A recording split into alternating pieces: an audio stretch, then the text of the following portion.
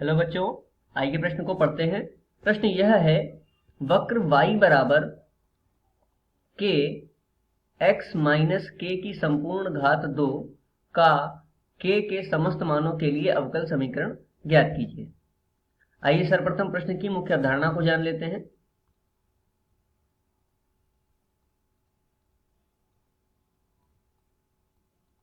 अवधारणा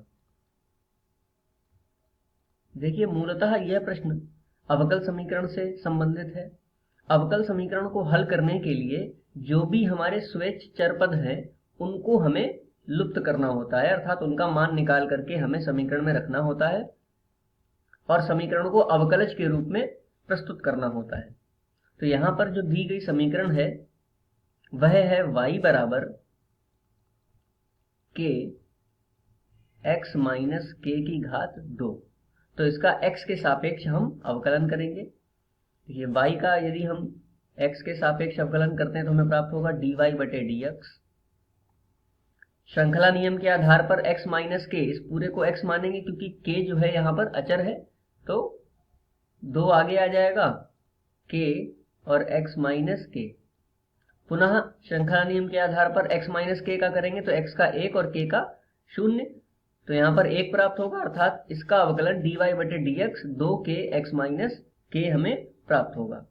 अब देखिए, dy बटे dx को हम लोग y1 से भी प्रदर्शित कर सकते हैं, तो इसको लिख लेंगे y1 बराबर 2k x माइनस k।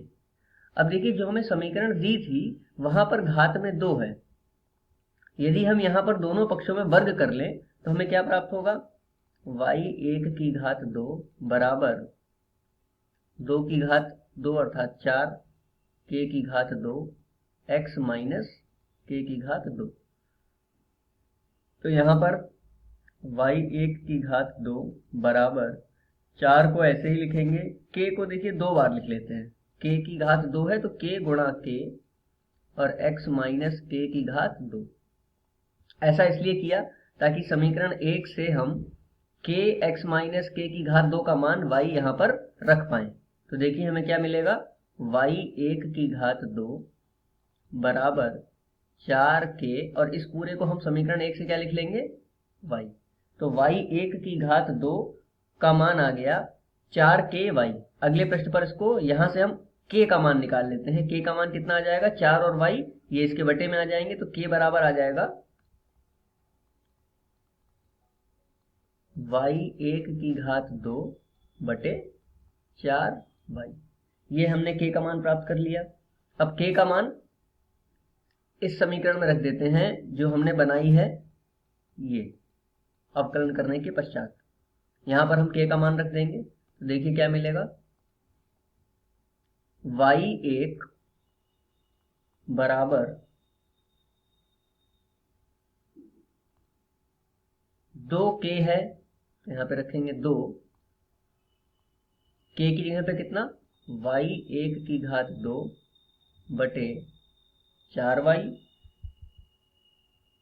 कोष्ठक में x माइनस k था तो k का मान कितना, y1 की घात 2 बटे 4y। अब देखिए यहाँ पर क्या हो रहा है कि y1 से 1y1 कट जाएगा और ये जो 4y हैं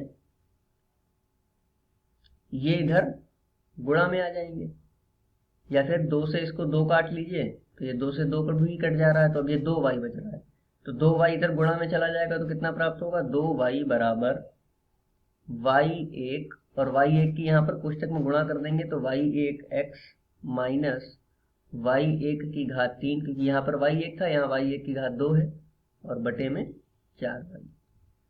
अब यहाँ पर हम लासापा ले लेंगे, लासा कितना आ जाएगा, 4y, तो यहाँ पर हो जाएगा 4x y1 माइनस y1 की घात 3।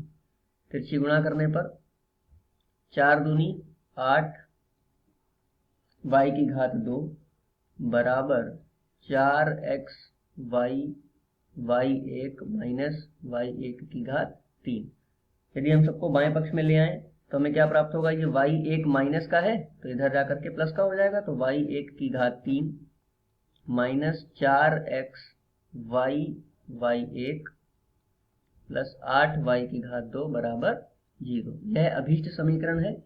मुख्य अवधारणा के आधार पर यह दिए गए प्रश्न का उपयुक्त उत्तर है। आशा करते हैं आपको समझ में आया होगा। धन्यवाद।